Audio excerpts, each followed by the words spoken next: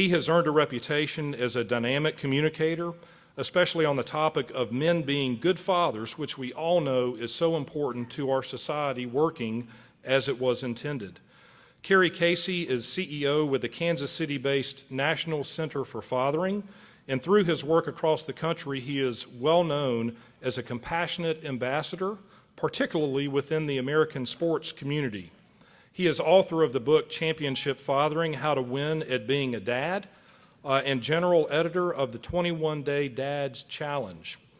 He serves on the White House Task Force on Fatherhood and Healthy Families. He's also a member of the Executive Committee of the National Fatherhood Leadership Group, which promotes responsible fatherhood policy, research, advocacy, and practice. Casey joined the National Center for Fathering in 2006 after 18 years in various roles with the Fellowship of Christian Athletes, including Executive Director of the One Way to Play program, the first ever National Urban Director, and President of the FCA Foundation. His career has also included serving as chaplain at the 1988 Summer Olympic Games in Seoul, Korea, chaplain for the Dallas Cowboys under Hall of Fame coach Tom Landry, and chaplain for the Kansas City Chiefs. He served for 5 years as co-pastor of Lawndale Community Church, the inner city church in Chicago's West Side that was recognized by the George H.W. Bush Points of Light Foundation. In high school, Carey played in the 1971 Virginia State Championship football game, which was later dramatized in the award-winning movie Remember the Titans, and he is still friends with former Titans coach Herman Boone, who I heard actually he spoke with today on the way here, and many of the people portrayed in the movie as well. Uh-oh. There's my last page. And it's short, so he'll be up here in just a minute. Carey received, the most important thing, Carey received his bachelor's degree from the University of North Carolina at Chapel Hill. And as running back, he helped lead the school's football team to the Atlantic Coast Conference Championship in 1977. Carey and his wife Melanie, who we're honored to have here with us tonight as well, are the parents of 4 children. They have 9 grandchildren and live in Lee Summit, Missouri. Ladies and gentlemen, I would invite you to join me in welcoming Carey Casey up to the podium. And while he's coming, I'm going to show a brief video that he's asked for us to share.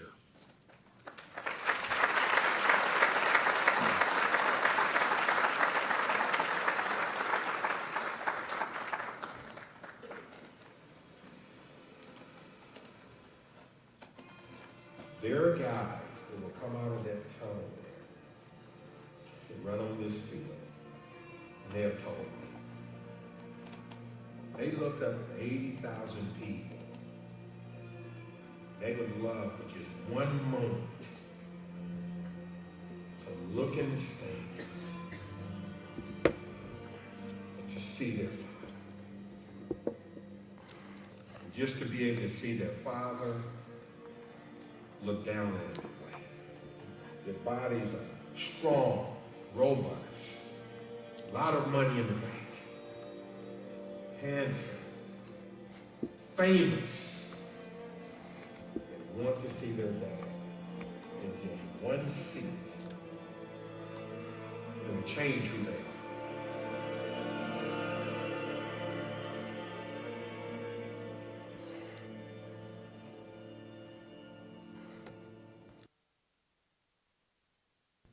That is the truth. And even as you all had a wonderful team in Charlotte, and I just remembered, and my heart is a little heavy, the owner of the Charlotte Carolina Panthers, that is, his son, John, was a freshman at Chapel Hill, wide receiver, on our team my senior year. And Dr. Hale Stevenson, that sits here, you all were in the same class. And it's good to be with Hale and with his bride, Lee. involved with us at the National Center for Fathering.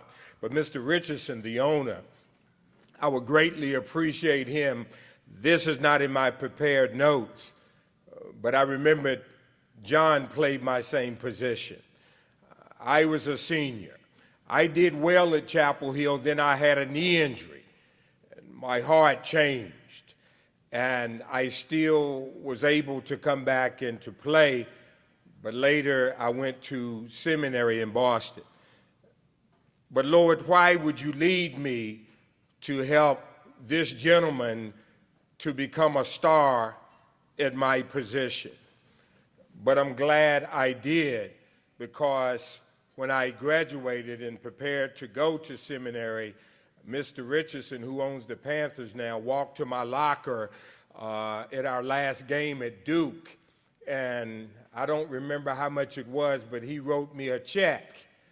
And it was legal because I was leaving the institution. He was not paying me. And I was married to Melanie, so it was a good thing, right, sweetheart?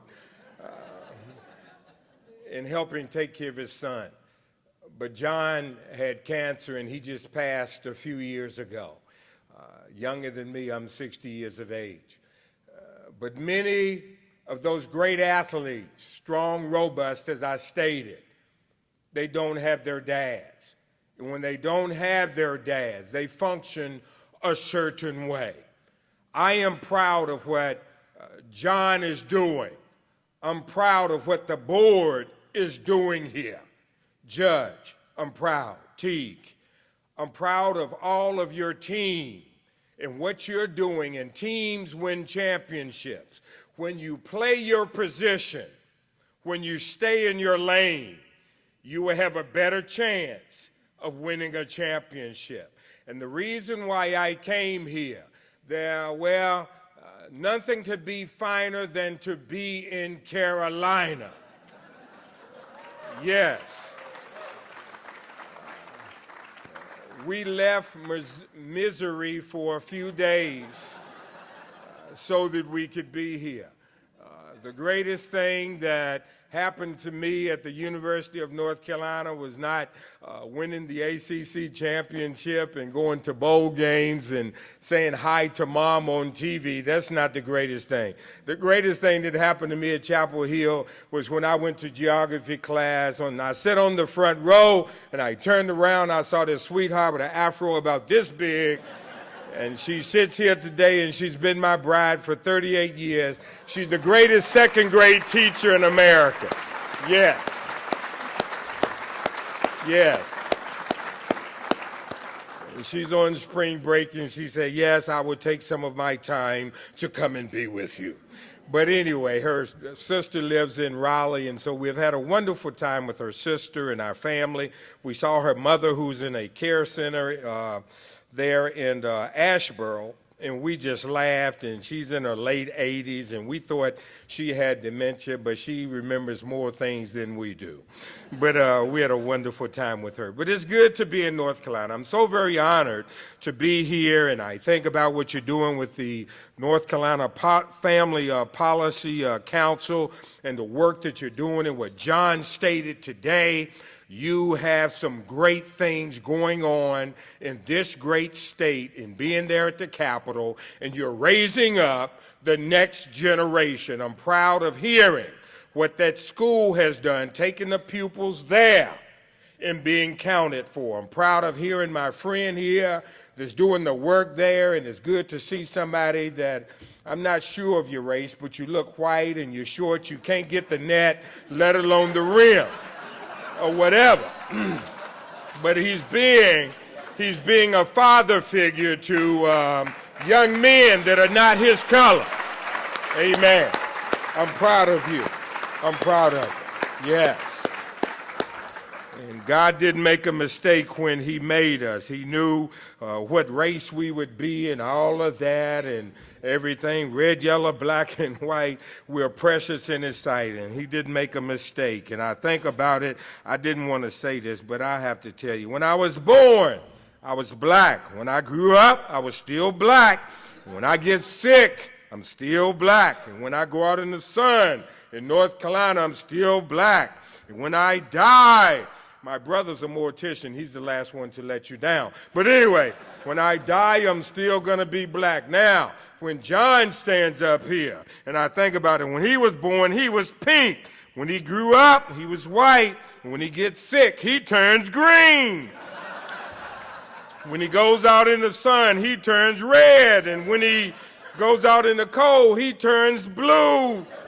And when he dies, he's going to be purple. So why do you call me colored? But anyway, I think about it. I knew.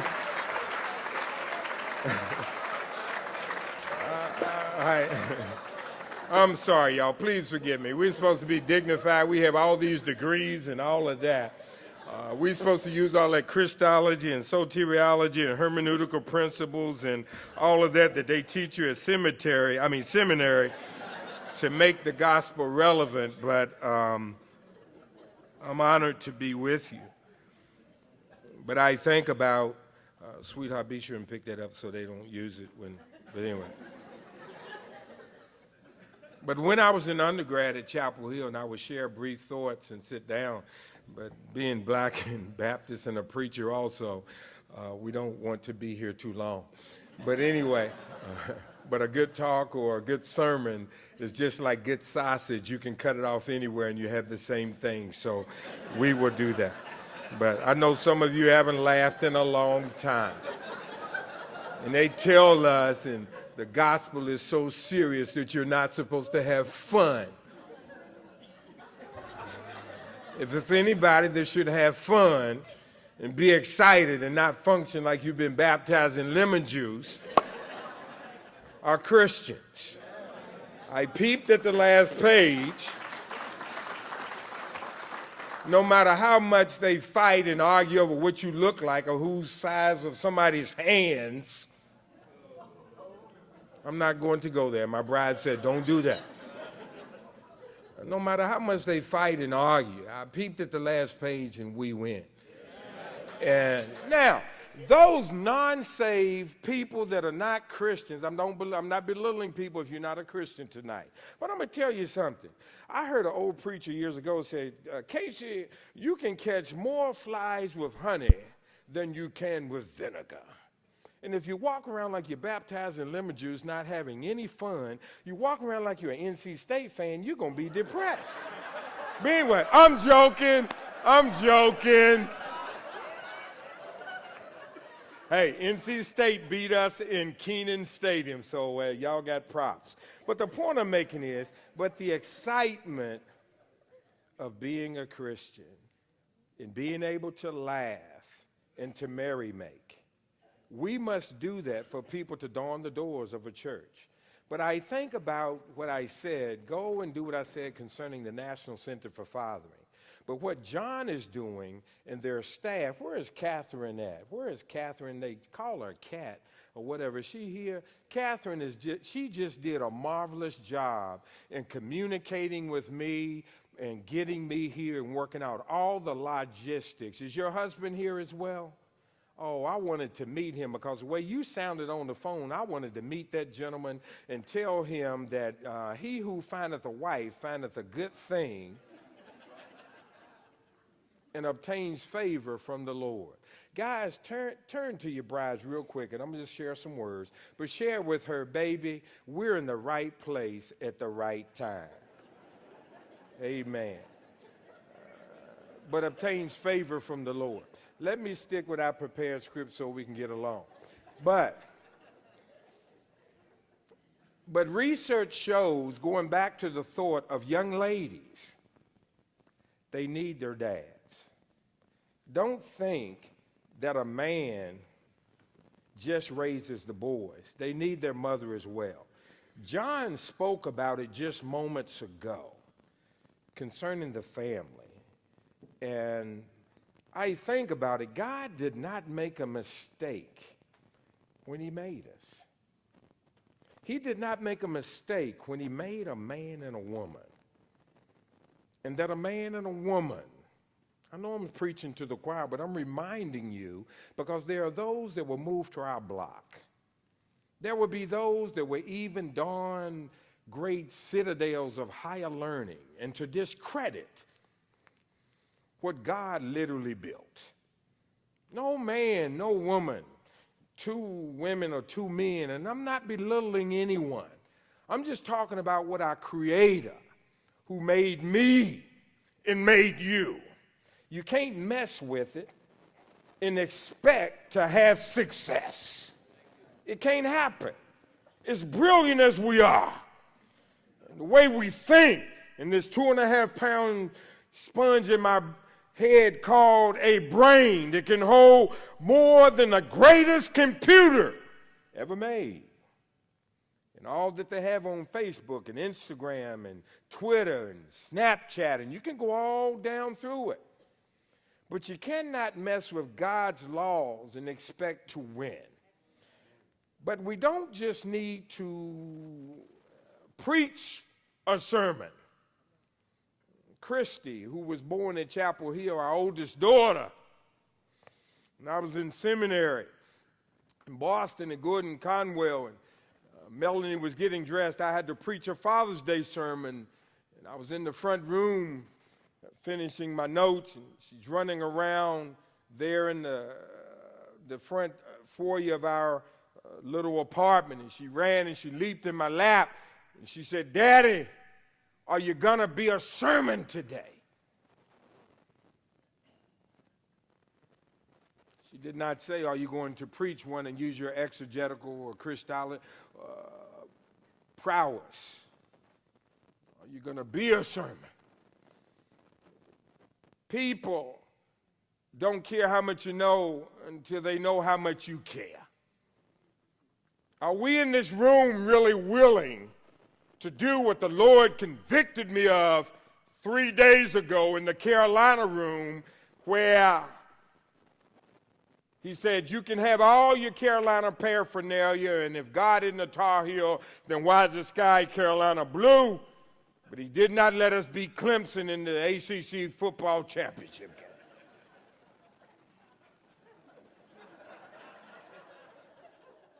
But he said, your room can have Carolina, but I want it to be a prayer room. Y'all saw the movie. My dear friend Tony Evans, his daughter was this lady, the star in the movie. You saw the war room. We can have the debates and discuss the issues.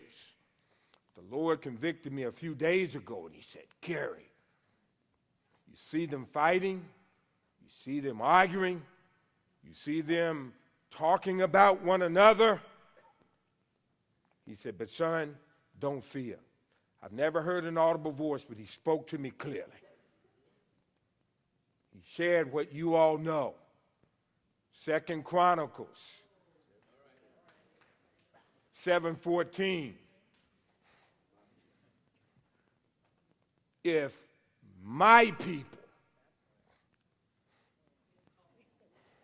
born again, love Jesus, the name above every name, the bright and morning star, the lily of the valley, the great I am, wonderful counselor, mighty God, everlasting. Well, I'm not supposed to preach, but excuse me.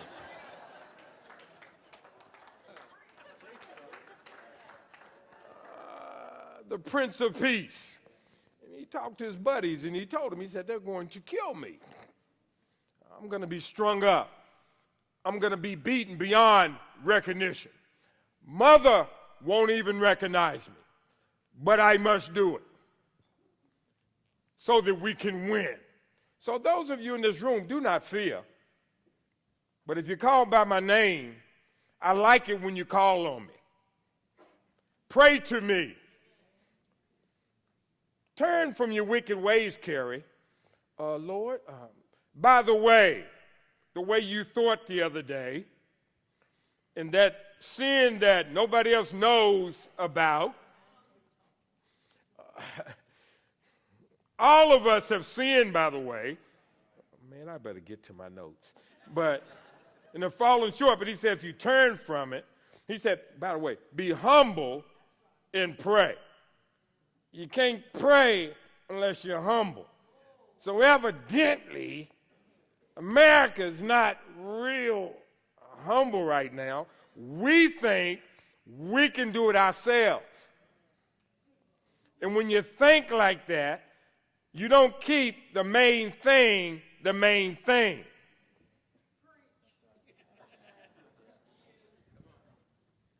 You forget about your bride and your children and you're successful, or you trade your bride in for a newer and a younger model and think it's going to work. It's not, do not egg me on, sweetheart. But anyway, but here's what we're saying. By the way, I can, y'all don't have to invite me back. I think about it.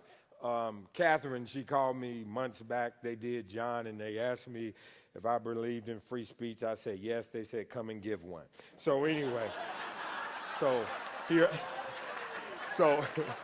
here I am. So no, they have done well. Turn from your wicked way. Hear from heaven. I will heal your land. Our land's broken. Girls, our research shows, going back to the notes, when a father's there, by the way, there are no perfect dads. But your theme for this year are fathers. When the head coach steps up to the plate, Hale and his family, me, all of us, Herb, when we take care of the basics, not be dominatory, but to love our wives as Christ loved the church and gave himself for her, he died. But as we care for our brides and we function with our children, we will win. The world can't raise my children. I'm 60, but I'm raising these children, and we have 3 grown children. We kept having fun. Now we got Chance. Homeboy is 19. A freshman in college. We have 9 grandchildren. We are having fun big time. We make Home Alone look like they can't measure up. But we love it. Melanie has a gift of hospitality. Now, here's what I'm saying. Here are my points. Y'all roll with me now. Here's what I'm saying. Thinking about it. Girls, when their daddy's there, research shows they're more confident, they're more secure. We got data that shows this when a daddy's there. They do better in math. True story, when a pop's in the home. Also, now, this is a little scary. The girls that have their dad there, every child needs a father, grandfather, or a father figure. But when daddy's there, the girl will probably marry a guy with similar facial features as their dad. And that's kind of scary, you know, looking at Hale and some of you guys. I'm kidding. I'm joking. His daughters won't have any problem. They're beautiful like Lee. But here's what I'm saying. All the research shows. But here's the thought. This last verse in the Old Testament, before God spoke to the writers to write the New Testament, in Malachi 4 and 6, he wants to turn the hearts of the fathers to the children. Hearts of the children to the fathers, or the land will continue to be cursed. Do the research, read the newspaper here in Greenville, or whatever. Someone that's committed a crime, or whatever, do the research, probably did not have an involved father. It's not just the fathers that are not there physically, but there are dads that make boatloads of money, successful in the world's eyes in Greenville, but are not engaged in their children's lives. They need their dad, bottom line, and that mother needs that support. I am so very thankful for what you all are doing and all that I just heard. But I want you to know, thinking about what they said, as far as babies born out of wedlock here in Greenville, that cannot happen in the future in you all's community. When I was 5 years old in 1960, African-American babies born out of wedlock in 1960, when I was 5 years old, I think about it, it was 20 to 25%. In 2016, it's at least 72%. A country cannot win that way. Thinking about the Caucasian race, if you will, we're talking 30-some to 40% right now, but it's moving quicker than the rate did in the African-American community. Within the Caucasian community, it's moving quicker even now. We have to cut off the curse. And the way we're going to cut off the curse is what you all are doing in this room and what we're discussing here and what you're doing. Being in Raleigh, you got to show up. You can't sit there, yeah, we will turn from our wicked ways, but we have to get into the game. And I'm proud of what John and all of the team's doing, and like Catherine and getting us here. And I'm here not just sharing mere words, but here's our research at the center. Thinking about, as we research thousands of dads, here's where it clearly comes out. 3 things clearly come out of our research at the National Center for Fathering, and that is this right here, is that the dad loves their children. They really do. They love their children. They love the child's mother. Even if they're divorced, they still respect that mama. Thousands of dads, this is what takes place or whatever, and they love their children. And I think about young Chance, our son, who's 19. When he was 10, he came to me and he said, Daddy, Marcellus played football. You play football. I don't like football. And I'm like, son, you're going to strap on something. We play football in this house. Your daddy roomed with Lawrence Taylor in North Carolina, son. But anyway, but he was not impressed. He still isn't. But anyway, whatever. But then the next night, true story, went to speak to the Kansas City Chiefs before the game, and Chance went with me. And Jared Allen, who plays for the Panthers, in fact, he just retired. He was with the Chiefs back then. He walks over to Chance and he said, Chance, you going to play football? You going to play for the Chiefs? And Chance was 10 years old. And he looked up at him. He said, no, I don't like football. I'm never playing football. It's a dumb game. And he just, I'm like, son, don't do that. This is daddy's job, son. This is how we get paid. But anyway, or whatever. Next day, he comes to me, looks me in the eye, hell, and he looks me right now, didn't move his eyes. He said, Daddy, do you still like me and love me, although I don't like football? And I said, son, if you never touch a ball, you're daddy's seed. Son, I love you. And so Chance is an unbelievable artist. He is a very good dancer and singer and all of this. And so we're just so proud of Chance. He's a freshman in college now. But you love your kids, but then not only that, you love them.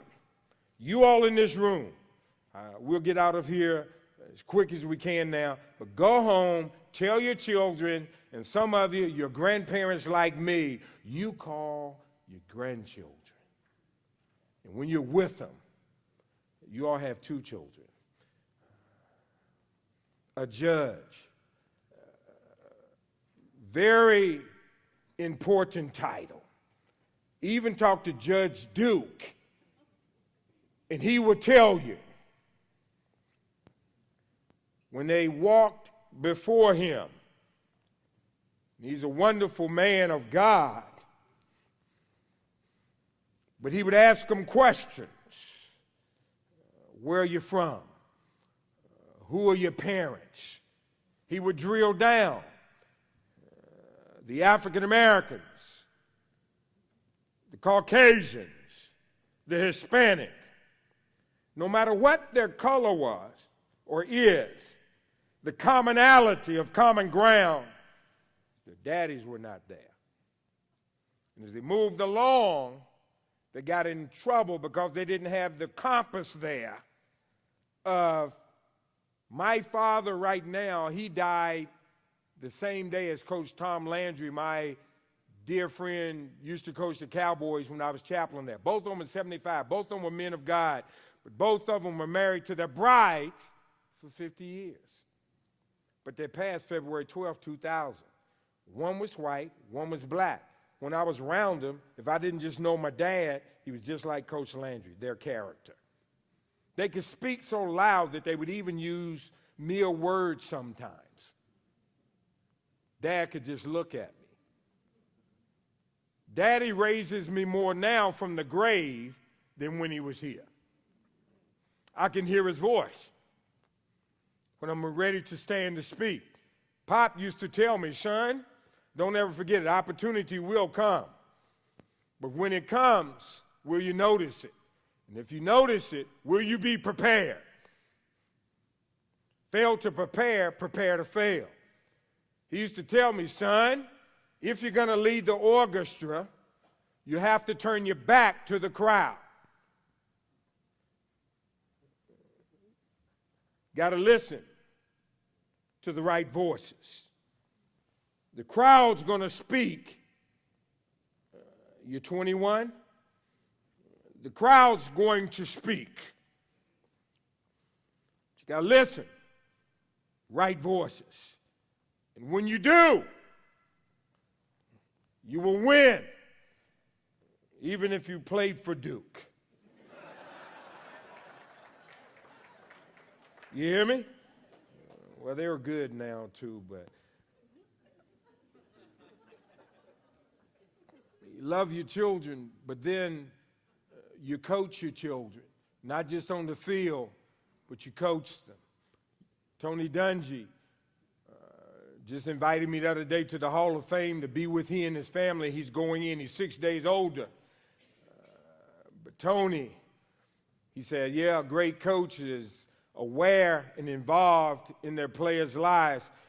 And a daddy coaches their children. They're aware and they're involved in their children's lives. They know what's going on. That's what we have to do in this room, and we raise up the next generation. We do that as well, but we coach them. But not only that, we must go and take our seat, not be too long, but they love them, but they coach them. This is what research says. But then they model for their children. I remembered a few years ago, I was playing golf up at Whistling Straits. I'm not really that good, but we go to Ireland and all these places and play golf, and I do not like chasing that little white ball. But as a CEO, you got to play golf and all this. We had 20 other CEOs or something, but I got up one morning and I'm dressed very nice to play golf in Whistling Straits and all this, and a gentleman got out of his nice, sleek automobile, and he walks over to me and everything, and he said, "Sir, would you get my golf clubs for me?" And the people at the golf course were like, "No, that's Mr. Casey. He's the CEO, not Center for Fathering," and gave him all my titles and all this. And by the way, we can have the greatest titles in the world, but do you have a testimony? You can have the titles, be dressed nice and all of that, but do you have a testimony? So anyway. And so they said, no, he's the CEO and he's playing golf. They knew I was going to go get me a good lawyer, a good judge, and sue them, get all the money, and come and give it to the national family policy. But I just smiled. They said, why didn't you tell them who you are and all of this? But I remembered a person that I want them to show you a clip real quick of a person. And I will finish this story. This is 1963 at about 3 in the morning. These people were passing out tickets, and it was about 40 some of them. The reason why there's no sound is because this is a TV clip from Roanoke, Virginia, when the civil rights marchers were leaving Roanoke to go to Washington, D.C. on August the 28th, 1963. And they were preparing to get on the bus to go there to hear a gentleman speak of his dream. That said, I hope, that's my father with that canteen under his arm. He was 38 years of age. I was 7 years of age. We grew up in Salem, Virginia, and he went to Roanoke, Virginia, to get on that bus that morning. We heard of the excitement of daddies going to Washington to hear a man that said, I hope my children one day will not be judged by the color of their skin, but the content of their character. My bride's dad was in the same class as Dr. Martin King at Morehouse College. He was a very successful dentist in High Point, where she grew up. If you go there and ask people that know High Point, her dad helped integrate schools in High Point, North Carolina. He integrated the second golf course in the state of North Carolina, Blair Park. You go there now. He put his money on the counter. One day he left his dental practice on Wednesday with his brother-in-law, who was a medical doctor as well. They both have since passed. And the people there said, "We don't take black money." And I appreciate Melanie's dad when he said, "Well, that's good because money is green." And they played golf. It was on the front of the paper next day. It was the worst thing in the world. But he was a left-handed golfer. He was not protesting. My dad was not protesting getting on the bus. He was doing this to get better books for his kids so they could study and matriculate at the University of North Carolina at Chapel Hill, and he could meet his bride and study and help the country travel the world. And my dad's in all of the books. And all that we get to do, I'm not boasting, but that's your seed in the next generation when you raise up your two boys. They're destined for stardom because of mom and dad. God did it. Before, as I stated that verse in Malachi, we have to cut off the curse in America. That's what you're doing. That's what we're doing. And we take the gifts and the skills we have. It's not rocket science. Dad never saw that clip.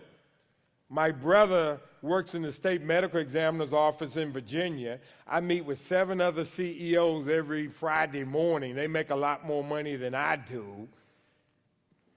And he texted me and said, "Carey, Google civil rights marches." He went through the deal. And I went back to my desk.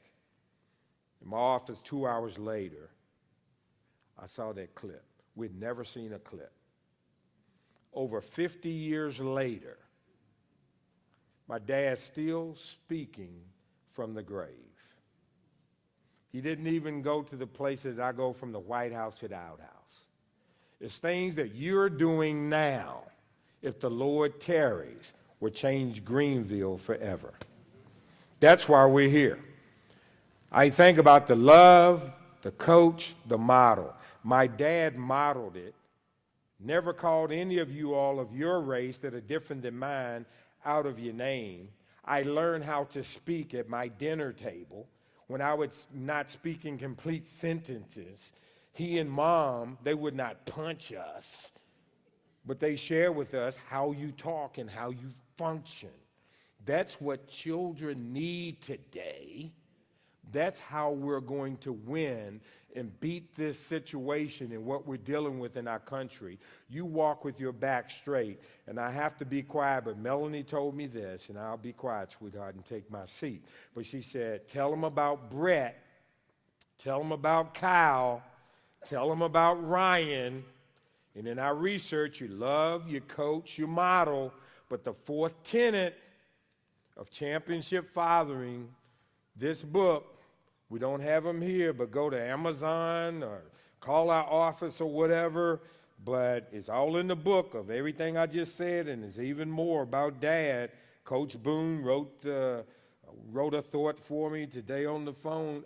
I said, I'm going to tell them about you tonight, Coach, but I'm not going to tell you how dysfunctional he is either. But anyway, Denzel did a good job. But anyway, I don't have my glasses on, but I think I can see this. I first met Carey Casey as a young man, preparing to attend seminary, and have always had the greatest admiration for him. He has a deep love for people and a desire to lead them, especially young men, to Christ.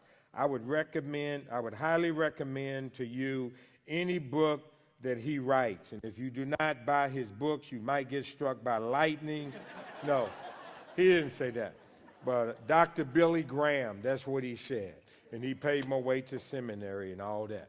But the point I'm making is this right here. You love your coach and you model, but you encourage a child in your neighborhood, young lady, young man, that does not have a father or a mother like Judge Teague and his bride. And all of you, who are the kids in your neighborhood that does not have a father in the home? But right next door, Ryan and Brett and I'm forgetting the names again, and Kyle, he's married now. But their mother was there, their dad, we moved there. But anyway, got to know them. White kids. I became their father figure. They would leave notes on the windshield. Dad, can I talk to you today? When a girlfriend broke up with him or something, I would hold him, it's going to be okay. How do you know I love her? And I said, because it happened to me, and I'm glad it did, because I met Mrs. Casey. But my dad was there for me when he said, son, it's going to be okay. And I'm like, Dad, I mean, it's happening right. I know, son, you will be fine. But he coached me through it, and that's what you all are doing. I have many great notes up here, but I'm cutting it off just like sausage. But I came to tell you today, and I appreciate you laughing. You don't have to invite me back, but it's okay. But I am coming back to North Carolina because nothing could be finer than when I met my bride in Carolina. And I'm honored that I had the privilege to share with you briefly today. I have shared my heart, but you love your kids, you coach them, you model for them, you encourage a child without a dad, and even the fifth point, encourage those fathers that want to drop out of the game and say, my family does not need me, or I'm going to trade my bride in for a newer and a younger model. Gentlemen, you may be tempted. The devil will lie to you. But I want to let you know, as my dad would say, son, it's not green on the other side of the fence. It's nothing but dirt or whatever.